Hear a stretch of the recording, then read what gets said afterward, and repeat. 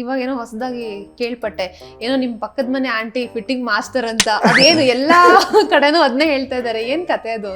ಇದು ಲೈಕ್ ಹೆಂಗೆ ಅಂತ ಅಂದರೆ ನಮ್ಮಮ್ಮ ಜೊತೆ ನಮ್ಮ ಪಕ್ಕದ ಮನೆ ಆಂಟಿ ಮಾತಾಡ್ತಾ ಇರ್ತಾರೆ, ನಮ್ಮ ಅತ್ತೆ ಜಾಸ್ತಿ ಮಾತಾಡ್ತಾರೆ.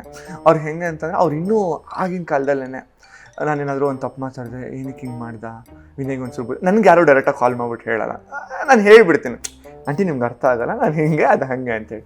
ಅವರು ಯಾಕೋ ನೋಡ್ರಿ ನಿಮ್ಮ ಮಗ ಒಂದು ಸ್ವಲ್ಪ ಯಾಕೋ ಜಾಸ್ತಿ ಓಡಾಡ್ತಾ ಇದೆ ನೀನು ನಡುವೆ, ಹೀಗೆಲ್ಲ ಹೇಳೋ ಸ್ಟಾರ್ಟ್ ಮಾಡ್ತಾರಲ್ಲ. ನಮ್ಮ ಅಮ್ಮಂಗೆ ಏನು ಅಂದರೆ ನನ್ನ ಮಗ ಯಾವುದೇ ಕಾರಣಕ್ಕೂ ಯಾರ ಹತ್ರನೂ ಕೆಟ್ಟ ಹೆಸರು ತಗೋಬಾರ್ದು, ಅವ್ನು ಒಳ್ಳೇದು, ಪ್ರತಿಯೊಬ್ಬರು ತಾಯಿಗೂ ಅದೇ ಆಸೆ ಇರುತ್ತೆ, ಅವ್ನು ಒಳ್ಳೆ ರೀತಿಯಲ್ಲಿ ಬದುಕಬೇಕು, ಅವ್ನು ಒಳ್ಳೆ ರೀತಿಯಲ್ಲಿ ಅವ್ನ ಜೀವನ ನಡ್ಸ್ಕೊಂಡು ಹೋಗಬೇಕು ಅಂತೇಳಿ. ಈ ಥರ ಹೇಳಿದಾಗ ನಮ್ಮಮ್ಮ ನನಗೆ ನೋಡೋರೆಲ್ಲ ಹಂಗೆ ಮಾತಾಡ್ತಾ ಇದ್ದಾರೆ, ಹಂಗೆ ಮಾಡಬೇಡ ನೀನು. ಸೊ ಪ್ರತಿಯೊಂದು ವೀಡಿಯೋನ ನಾನು ಏನು ಅಪ್ಲೋಡ್ ಮಾಡ್ತೀನಿ ನಮ್ಮಮ್ಮ ನೋಡ್ತಾರೆ, ಆ್ಯಂಡ್ ನಮ್ಮಮ್ಮ ಕರೆಕ್ಟ್ ಮಾಡ್ತಾರೆ, ನೀನು ಅದು ಮಾತಾಡಿದಲ್ಲ ಅದು ಸರಿ ಇಲ್ಲ, ಹಂಗೆ ಮಾತಾಡಬಾರ್ದು ನೀನು, ಇದನ್ನು ಹಿಂಗೆ ಮಾತಾಡಬೇಕು. ಆ್ಯಂಡ್ ಏನಾದರೂ ಸ್ವಲ್ಪ ಜನ ಕೇಳ್ತಾರೆ ನಿಮ್ಮ ಬಾಡಿ ಕೌಂಟ್ ಏನು, ನಾನು ಆ ಥರದ್ದೆಲ್ಲ ನಾನು ಚೆನ್ನಾಗಿ ಕೇಳಿಲ್ಲ. ಬಿಕಾಸ್ ಯಾಕೆಂದರೆ ನಮ್ಮಮ್ಮ ನೋಡ್ತಾರೆ, ನಾನು ಫಸ್ಟು ಆನ್ಸರ್ ಮಾಡಬೇಕಾಗಿರೋ ಪರ್ಸನ್ ನಮ್ಮಮ್ಮ.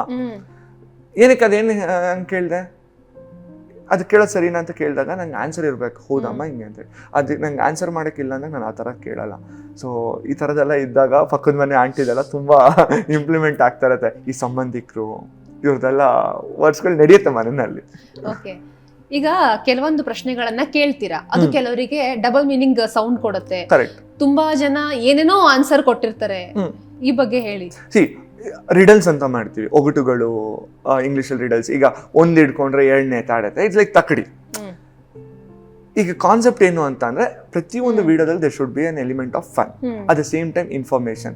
ಈಗ ಜನ ನಿಮ್ಗೆ ಏನಕ್ಕೆ ಯೂಟ್ಯೂಬ್ ಓಪನ್ ಮಾಡ್ತಾರೆ, ಈಗ ನಿಮ್ಗೆ ಏನೋ ಒಂದು ಮನೇಲಿ ಟಿವಿ ವರ್ಕ್ ಆಗ್ತಾ ಇಲ್ಲ, ಆ ಟಿವಿದ್ದು ಸ್ಪೆಸಿಫಿಕೇಶನ್ಸ್ ತಿಳ್ಕೊಬೇಕು ಅಂತ ಯೂಟ್ಯೂಬ್ ಹೋಗ್ಬಿಟ್ಟು ಆ ಟಿವಿದು ಹಾಕ್ಬಿಟ್ಟು ನೋಡ್ತಾರೆ. ಇಲ್ಲ ನೀವು ನಾರ್ಮಲಾಗಿ ಇನ್ಸ್ಟಾಗ್ರಾಮ್ ಯಾವಾಗ ಕಾಲ್ ಮಾಡ್ತೀರಾ, ಆರಾಮಾಗಿದ್ದಾಗ ಏನೋ ನಂಗೆ ಬೇಜಾರಾಗ್ತಾ ಇದೆ, ನಾನು ಸ್ವಲ್ಪ ನಗ್ಬೇಕು, ನಾನು ಒಂದು ಸ್ವಲ್ಪ ಏನಾದರೂ ತಿಳ್ಕೊಬೇಕು ಅಂದಾಗ ಯೂಟ್ಯೂಬು ಇನ್ಸ್ಟಾಗ್ರಾಮ್ನ ಯೂಸ್ ಮಾಡ್ತೀರಾ. ಅಟ್ ದ ಸೇಮ್ ಟೈಮ್ ಯೂಟ್ಯೂಬಲ್ಲಿ ಯಾವಾಗಲೂ ನೀವು ಇನ್ಫಾರ್ಮೇಷನ್ನು ಇಲ್ಲ ಯಾವಾಗಲೂ ನೀವು ಬೋಧನೆ ಕೊಡ್ತಾರೆ, ಜನ ನೋಡಲ್ಲ. ಜನಕ್ಕೆ ಒಂದು ಎಲಿಮೆಂಟ್ ಆಫ್ ಫನ್ ಇರಬೇಕು, ಹೊಸದು ಅನ್ನೋದಿರಬೇಕು. ಸೊ ಈ ಥರ ಎಲ್ಲ ಮಾಡಿದಾಗ ವಿ ಆಸ್ಕ್ ಕ್ವಶನ್ಸ್, ಬಟ್ ಅದು ಯಾವುದೇ ರೀತಿ ಡಬಲ್ ಮೀನಿಂಗ್ ಆಗಿರಲ್ಲ. ನೀವು ಹೆಂಗೆ ಯೋಚನೆ ಮಾಡ್ತೀರಾ, ಈಗ ಜನ ಹೆಂಗೆ ಯೋಚನೆ ಮಾಡ್ತಾರೆ, ಅದನ್ನು we try to pull it out. So ಈ ಥರ ಮಾಡಿದಾಗ ಒಂದಿಷ್ಟು ಆನ್ಸರ್ಸ್ಗಳು ಬರುತ್ತೆ. ತೀರಾ ವಷ್ಟಾಗಿರೋದನ್ನೆಲ್ಲ we don't upload it, blur ಮಾಡ್ತೀವಿ, ಇಲ್ಲಾಂದರೆ ಬೀಪ್ ಹಾಕ್ಬಿಡ್ತೀವಿ. ಜನ ಹೆಂಗೆ ಯೋಚನೆ ಮಾಡ್ತಾರೆ, ಏನೇನೆಲ್ಲ ಯೋಚನೆ ಮಾಡ್ತಾರೆ ಅನ್ನೋ ತೋರಿಸ್ಬೇಕು ಅಂತ ಹೇಳಿ we do such kind of concepts.